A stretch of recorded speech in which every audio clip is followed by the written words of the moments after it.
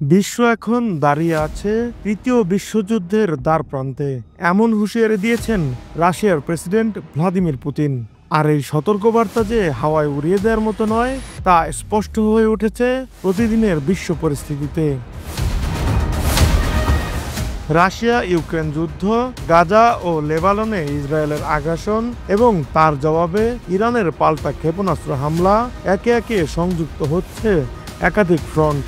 সঙ্গে যোগ হয়েছে উত্তর কোরিয়ার পারমাণবিক হামলার হুমকি। তৃতীয় বিশ্বযুদ্ধ কি শুরু হয়ে গেছে? এই প্রশ্নে উদ্বিগ্ন সাধারণ মানুষ থেকে শুরু করে বিশ্ব নেতারাও।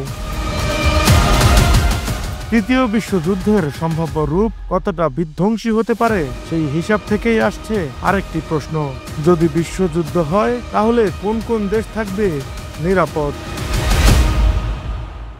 এর মধ্যে প্রথম স্থানেই রয়েছে ইউরোপের দেশ আইসল্যান্ড। ন্যাটোর সদস্য হলেও দেশটি ভূগোলগতভাবে আটলান্টিক মহাসাগরের মাঝখানে, প্রধান যুদ্ধে জড়িত দেশগুলো থেকে অনেক দূরে অবস্থিত। ফলে বিশ্লেষকরা মনে করছেন, তৃতীয় বিশ্বযুদ্ধ হলেও এখানে যুদ্ধের আঁচ লাগবে না। এর পরবর্তী অবস্থানে নিউজিল্যান্ড। বিশ্বে শান্তিপূর্ণ দেশ হিসেবে বরাবরই শীর্ষে এর অবস্থান। তৃতীয় বিশ্বযুদ্ধের সময়ও এখানে সরাসরি সংঘাতের সম্ভাবনা নেই বললেই চলে। রাশিয়া, আমেরিকা বা ইউরোপীয় শক্তিগুলোর সঙ্গে দেশটির ভৌগোলিক দূরত্ব অনেক বেশি। ফলে নিউজিল্যান্ড হতে পারে নিরাপদ এক অভয়াশ্রম। বরফে ঢাকা নিরাপদ অঞ্চল হিসেবে পরিচিত গ্রিনল্যান্ড। যদিও ডেনমার্ক ন্যাটোর সদস্য এবং যুদ্ধের ঝুঁকিতে থাকতে পারে, তবে ডেনিশ শাসিত অঞ্চল গ্রিনল্যান্ড ভিন্ন চিত্র উপস্থাপন করে। পৃথিবীর এক প্রান্তে বরফে ঘেরা এই ভূখণ্ড তৃতীয় বিশ্বযুদ্ধের ক্ষেত্র থেকে অনেকটাই বাইরে থাকতে পারে। এদিকে ইংল্যান্ডের পাশেই অবস্থিত হলেও আয়ারল্যান্ড ন্যাটোর সদস্য নয়। এ কারণে কিছুটা নিরপেক্ষ অবস্থান বজায় রাখতে পারে। তবে ব্রিটেন যদি যুদ্ধে জড়িয়ে পড়ে, তাহলে বিশ্লেষকদের মতে তার ছায়া পড়তে পারে আয়ারল্যান্ডেও।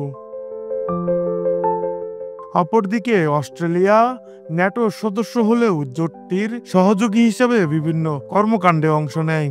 ফলে সরাসরি যুদ্ধে না গেলেও পরোক্ষভাবে জড়িয়ে যেতে পারে।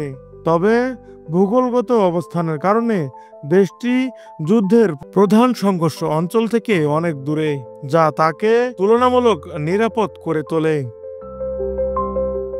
গ্লোবাল পিস ইন্ডেক্সে নিরাপদ দেশের তালিকায় কানাডার নাম থাকলেও যুক্তরাষ্ট্রের একেবারে সীমানায় অবস্থিত দেশটি আমেরিকা যুদ্ধে জড়ালে কানাডাও সরাসরি আক্রান্ত না হলেও পার্শ্ব প্রতিক্রিয়ার মুখে পড়তে পারে বলে মনে করেন নিরাপত্তা বিশ্লেষকরা।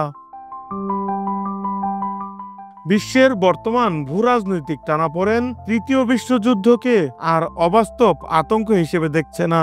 বাস্তবতা বলছে, এই যুদ্ধে সবাই জড়াবে না। কিছু দেশ তাদের ভৌগোলিক অবস্থান, নিরপেক্ষতা বা শান্তিপূর্ণ কূটনীতির কারণে রক্ষা পাবে। তবে যুদ্ধ কখনোই আশীর্বাদ নয়, আর যুদ্ধ থেকে রক্ষা পাওয়া মানেই সম্পূর্ণ নিরাপদ থাকা তাও নয়।